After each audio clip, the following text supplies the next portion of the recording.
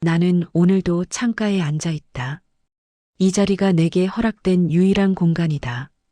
거실 소파도, 안방도, 심지어 부엌조차 이제는 낯설다. 딸과 사위의 집. 아니, 정확히는 내 집이었던 곳. 남편이 세상을 떠난 뒤 딸 수진이가 말했다. 엄마 혼자 이 큰 집에서 어떻게 살아요? 우리랑 같이 살아요. 그때는 고마웠다. 정말로.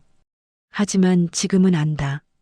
그건 걱정이 아니라 계산이었다는 걸. 강명숙, 68세. 그녀는 평생을 초등학교 급식실에서 일했다. 손이 거칠고 허리가 굽었지만 자식 셋을 대학까지 보냈다. 새벽 5시면 일어나 학교로 향했다. 수백 명의 아이들 밥을 짓고 국을 끓이고 설거지를 했다. 남편 강철수는 택시기사였다. 밤낮 없이 핸들을 잡았던 그 사람은 3년 전 심장마비로 갑자기 세상을 떠났다. 새벽 3시 택시 안에서였다.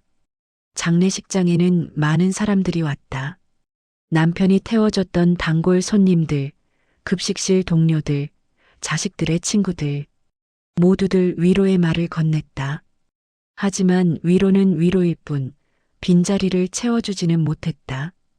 딸 수지는 눈물을 흘리며 말했다. 엄마, 이제 우리가 모실게요. 엄마 혼자 두면 안 되잖아요. 사위 조민우도 고개를 끄덕였다. 어머님, 저희 집이 넓으니까 편하게 지내세요. 방도 따로 있고요. 명숙은 그렇게 딸네 집으로 들어갔다. 서울 강남의 30평대 아파트. 깨끗하고 현대식으로 꾸며진 집이었다. 첫 딸은 괜찮았다. 아니, 괜찮은 척했다. 명숙은 최대한 조용히 지냈다. 아침 일찍 일어나 화장실을 먼저 사용하고 부엌에서는 소리나지 않게 조심했다. 2달째부터 분위기가 달라졌다. 어머니, 저희 출근하는데 문단속 좀 확실히 해주세요. 어제 현관문이 제대로 안 잠겨 있었어요.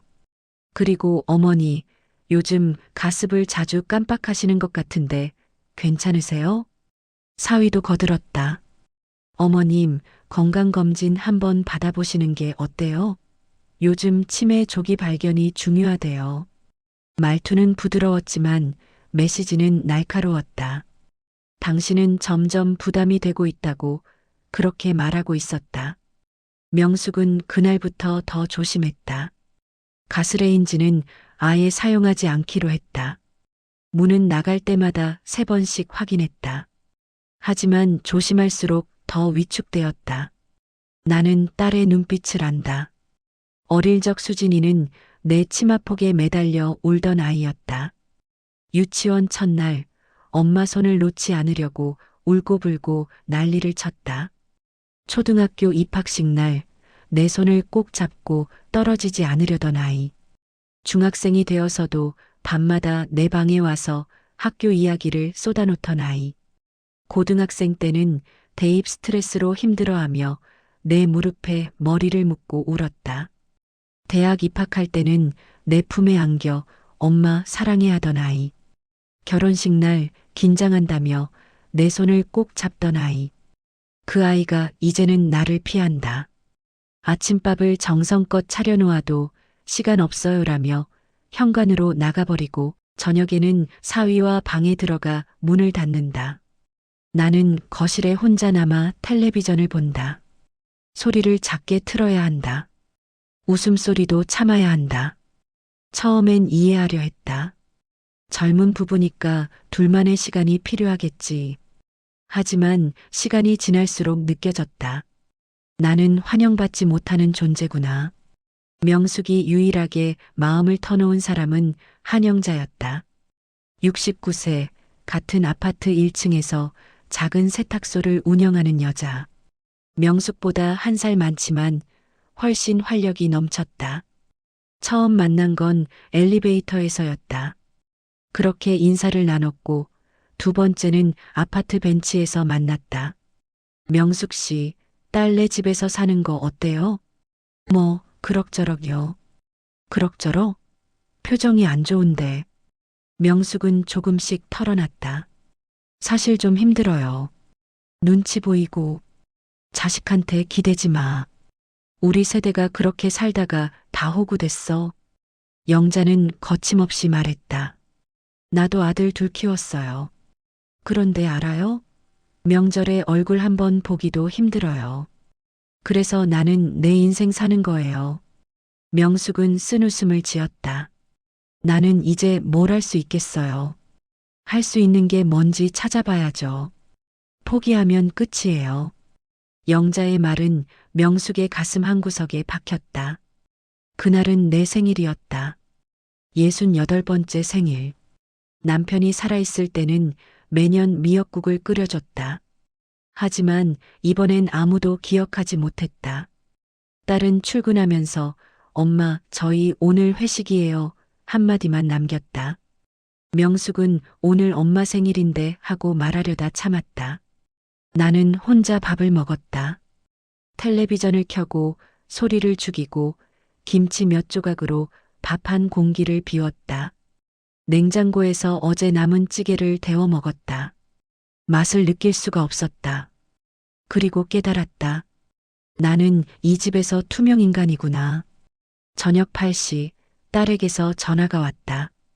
엄마, 저희 회식 길어질 것 같아요. 먼저 주무세요.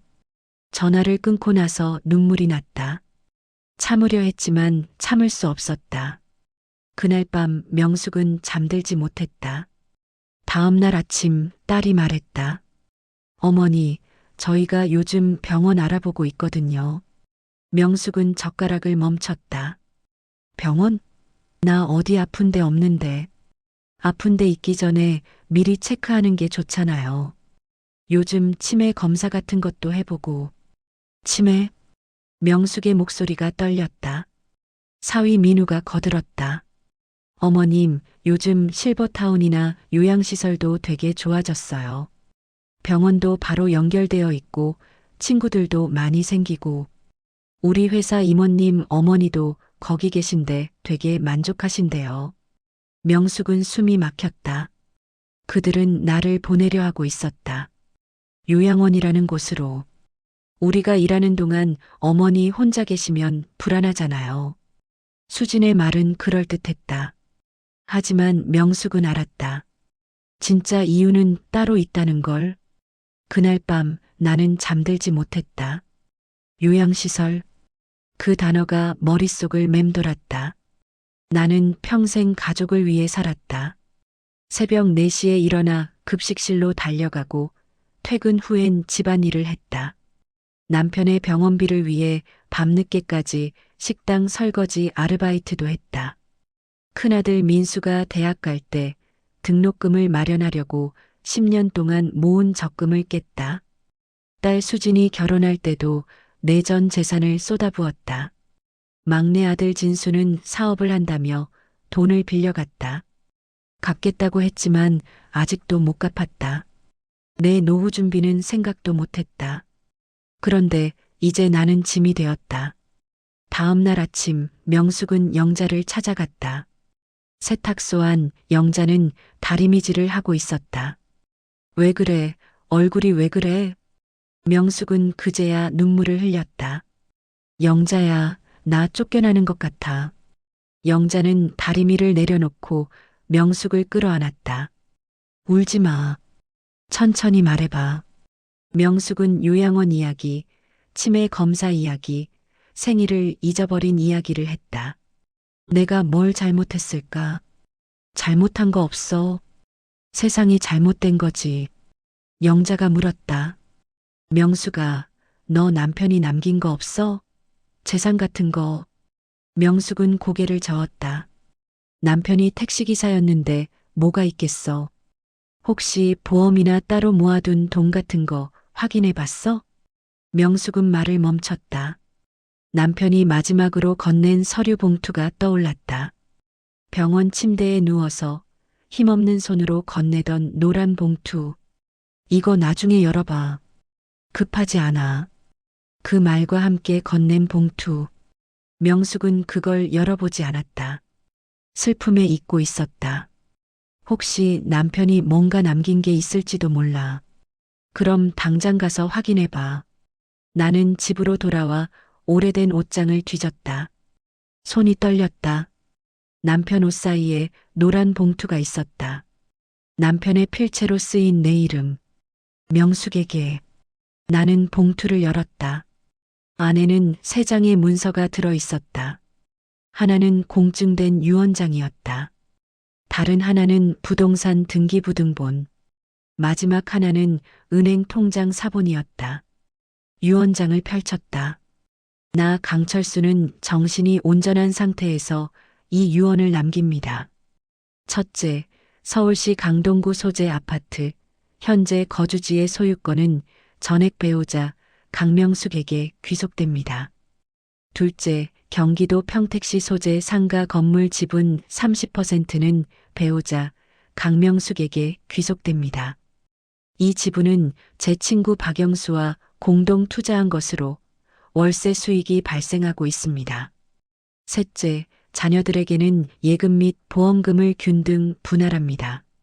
이 유언은 법적 효력을 가지며 2021년 9월 15일 공증되었습니다. 명숙은 손이 떨렸다. 아파트가 내 명의였다. 내가 사는 이 집이 딸 수진이 명의라고 생각했던 이 집이 사실은 내 것이었다. 남편이 20년 동안 택시를 운전하며 모은 돈으로 산 집. 그리고 평택의 상가는 남편이 20년 전 친구와 함께 투자했던 건물이었다. 등기부등본을 확인했다. 상가는 현재 편의점과 치킨집으로 임대되어 있었다. 매월 120만 원의 수익이 발생하고 있었다. 은행 통장에는 그 월세가 3년 동안 쌓여 있었다. 4,300만 원이 넘는 돈이 그대로 있었다. 명숙은 그제야 깨달았다. 남편은 나를 지켜주려 했구나. 내가 혼자 남았을 때 자식들에게 기대지 않고 살 수 있도록 준비해 둔 거구나. 눈물이 주르르 흘러내렸다. 여보, 고마워요. 정말 고마워요. 나는 다음 날 아침 딸을 불렀다. 수진아, 엄마가 할 말이 있어. 딸은 귀찮다는 표정으로 소파에 앉았다. 엄마, 빨리 얘기해요. 출근해야 해요. 너희가 요양원 이야기했잖아. 딸의 표정이 굳었다. 괜찮아. 나도 생각해봤어. 그게 나을 수도 있겠다 싶어. 딸은 안도한 듯 한숨을 쉬었다. 엄마가 이해해 주시니까 다행이네요. 그런데 말이야. 나는 서류 봉투를 꺼냈다. 이 집 명의가 누구 건지 알아? 딸의 얼굴이 창백해졌다. 뭐라고요? 내 아버지가 유언으로 남겼어. 이 집은 내 거야. 수지는 아무 말도 하지 못했다. 그게 무슨 말씀이세요? 유언장 여기 있어. 공증까지 되어 있고 2021년에 작성한 거야. 명숙은 서류를 딸 앞에 내밀었다. 수지는 서류를 읽기 시작했다. 얼굴이 점점 하얘졌다. 그리고 평택에 상가도 있어. 거기서 월세도 나와. 한 달에 120만 원씩. 엄마, 이게 무슨 일이에요? 왜 이걸 이제 말씀하세요? 나도 몰랐어. 어제 찾았어. 수진의 손이 떨렸다. 그녀는 당연히 아파트가 자신의 상속분이라고 생각했다. 다음 어머니를 모시는 대가로 집을 물려받는 것이라 여겼다. 명숙은 조용히 말했다. 나는 짐이 아니야. 그리고 너희 집에 얹혀 사는 것도 아니었어. 이 집은 처음부터 내 집이었어. 엄마, 그게 아니라. 나 이제 나갈게. 뭐? 요양원 가는 게 아니라 내 집으로 가는 거야. 평택 쪽으로. 명숙은 이미 결정했다. 평택 상가 근처에 작은 원룸을 알아봤다. 월세 수익으로 충분히 살 수 있었다. 엄마, 진짜 가시려고요? 수진아, 넌 정말 나랑 같이 살고 싶어? 딸은 대답하지 못했다. 엄마도 알아. 내가 나를 부담스러워한다는 거. 나도 편하게 살고 싶어. 미안할 것 없어. 너도 내 삶이 있고 나도 내 삶이 있는 거야. 사위 민우가 출근하려다 돌아왔다. 어머님, 무슨 일이세요? 사위, 내가 나갈게요. 평택으로. 갑자기 왜요? 잘못한 거 없어요. 그냥 내가 내 인생 살고 싶어서요. 나는 짐을 쌌다. 많지 않았다. 옷 몇 벌, 사진첩, 남편의 시계. 딸은 울면서 붙잡았다. 엄마, 미안해요. 제가 정말 잘못했어요. 나는 고개를 저었다. 미안할 것 없어. 사실 너도 마음 편하잖아. 수진아, 엄마는 이제 엄마 인생 살고 싶어. 너희한테 짐 되기 싫고 눈치 보기 싫어. 그냥 나로 살고 싶어. 강명숙으로 살고 싶어. 딸은 고개를 떨구었다. 더 이상 아무 말도 하지 않았다. 며칠 후 명숙은 평택으로 내려갔다. 작은 원룸이었지만 창문으로 햇빛이 잘 들었다. 깨끗하게 리모델링된 방이라 냄새도 나지 않았다. 영자가 함께 왔다. 여기 괜찮네. 햇빛도 잘 들고. 나도 가끔 놀러 올게. 그래요. 자주 와요. 명숙은 창가에 앉아 커피를 마셨다. 오랜만에 마음이 편했다.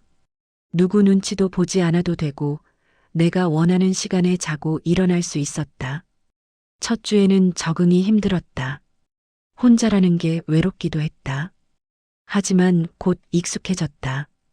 동네 복지관에서 봉사활동도 시작했다.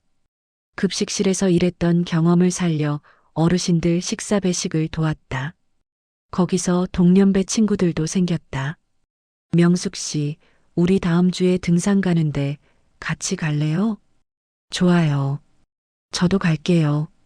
사람들은 나를 명숙 씨라고 불렀다. 누구 엄마도 누구 할머니도 아닌 그냥 명숙 씨. 그게 좋았다. 영자와는 한 달에 2번씩 만났다.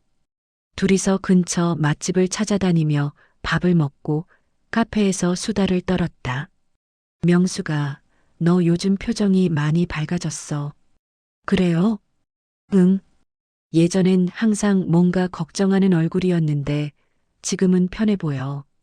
나는 웃었다. 그런가 봐요. 나도 요즘 마음이 편해요. 상가 월세는 매달 정확하게 들어왔다. 그 돈으로 생활비를 쓰고 나머지는 저축했다. 가끔 내가 갖고 싶은 옷도 샀다. 예쁜 신발도 샀다. 젊었을 때 못 해봤던 것들을 하나씩 해보고 있었다. 딸은 한 달에 1번씩 전화했다. 엄마 건강하세요? 응, 잘 지내. 너는? 저도 잘 지내요. 엄마, 죄송해요. 괜찮아. 이게 나을 수도 있어. 예전처럼 서먹하지 않았다. 거리가 생기니 오히려 마음이 가까워졌다. 엄마, 거기서 친구는 생겼어요? 응, 복지관에서 친구들 많이 생겼어. 잘 됐다. 엄마가 행복하시니까 저도 마음이 놓여요. 명절에 딸이 찾아왔다. 사위와 함께. 엄마, 송편 만들어 왔어요. 그래, 고맙다. 들어와. 우리는 함께 차를 마셨다. 억지로 웃지 않아도 됐다. 눈치 보지 않아도 됐다. 엄마, 여기서 불편한 거 없으세요? 없어. 편해. 엄마, 제가 정말 잘못했어요. 딸은 미안한 듯 고개를 숙였다. 수진아, 넌 잘못한 거 없어. 다들 자기 삶을 살아야 하는 거야. 나도 행복해. 여기서 내 인생 사니까. 해가 지고 있었다. 창문으로 노을이 들어왔다. 주황빛이 방 안을 물들였다. 딸과 사위는 저녁을 먹고 갔다. 명숙이 직접 만든 저녁이었다. 엄마 음식이 제일 맛있어요. 그래, 많이 먹어. 엄마, 다음 달에 또 올게요. 응, 그래. 딸이 떠나고 나서 명숙은 혼자 설거지를 했다. 이제는 괜찮다. 이제는 행복하다. 나는 오늘도 창가에 앉아 있다. 하지만 이제는 다르다. 이 자리는 내가 선택한 자리다. 누가 허락해준 자리가 아니라 내가 만든 자리다. 남편이 남긴 마지막 선물은 돈이 아니었다. 그건 나를 지켜주는 힘이었다. 자식에게 기대지 않고 누구 눈치 보지 않고 당당하게 살 수 있는 힘. 나는 더 이상 누군가의 짐이 아니다. 나는 강명숙이다. 68세. 이제 시작이다. 새로운 인생이 시작된다. 창밖으로 봄이 오고 있었다. 나무에 새싹이 돋고 꽃이 피기 시작했다. 명숙은 베란다에 화분을 놓았다. 제라늄과 베고니아. 매일 아침 물을 주고 햇빛을 쐬어줬다. 예쁘게 자라라. 엄마도 이제 다시 시작할 거야. 꽃은 답하지 않았지만 명숙은 행복했다. 이것이 바로 나의 인생이었다. 늦었지만 이제야 시작하는 나의 인생.